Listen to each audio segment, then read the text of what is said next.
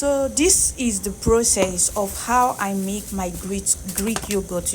This method is also another method of making your normal yogurt. So I measure milk, plain milk. You can get maybe peak milk, measured milk, or sachet milk. So first of all, I go in with my milk measurement.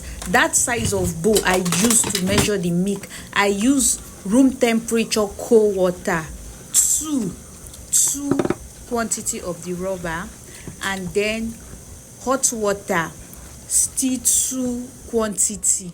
I make sure I mix it very well so that there will be no seed.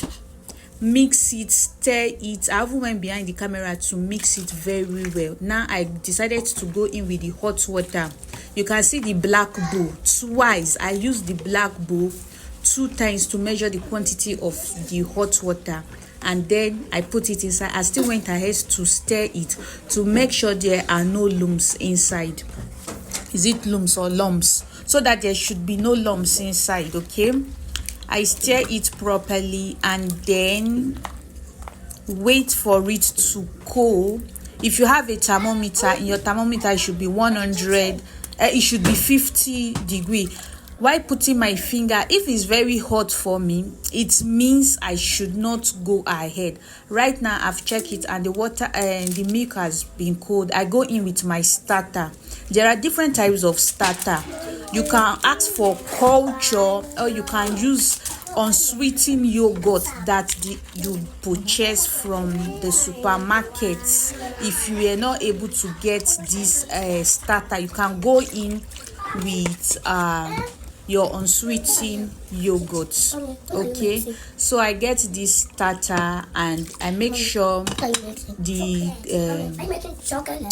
milk is no longer hot, and then I dissolve the starter in another container and then mix it up. This way I'm turning it in the container where I have to go and keep it to ferment for 8 to 12 hours. Okay, you can do 8 to 12 hours, but me, I typically did 12 hours to get that consistency of that thickness. This is where I'm wrapping it.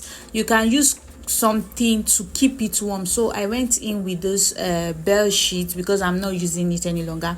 So I wrap it and I put it in my oven. You can either put it in a tight air container. It should be in a tight air container. You can use your bucket, you can use your cooler, but I make use of my oven. So this is the period where I have removed it after the 8 or 12 hours. You can see the consistency. You can see how thick and how creamy it is.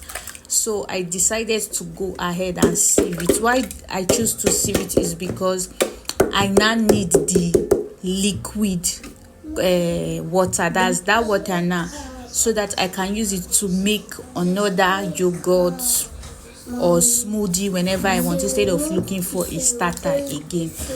So you sieving it like this simply means you actually want Greek yogurt. If it's a normal yogurt, there is no need for you to go ahead to sieve it. So I actually want Greek yogurt and the consistency, so I decided to go ahead and sieve it. And also I also need the liquid culture. That liquid culture is very important. So if you're going to market and you want to look for the culture, is either you need a starter, a culture, or fermento. Once you tell them you need a starter, a culture, or a fermento, they know that okay, this is what you are looking for, so they will just give you. Because before I could get that starter, I almost walk around the whole market yesterday, but luckily I got it right. So this is where I've let it sit for an hour. I did not let it sit that long, so I let it sit for an hour. I'm bringing it out of the bag. This process, you can decide to go in with your honey or sugar or any sweetener of your choice, but me, I did not go in with any sweetener. It's just the plain Greek like that, no sweetener added. So This way I'm turning it out of the bag, no sweetener added, and I went behind the camera to use spoon to scoop the ones that is still in the bag. There's actually bag they are using for this, very small bag. That is if you are not doing in a large quantity, not to stress yourself.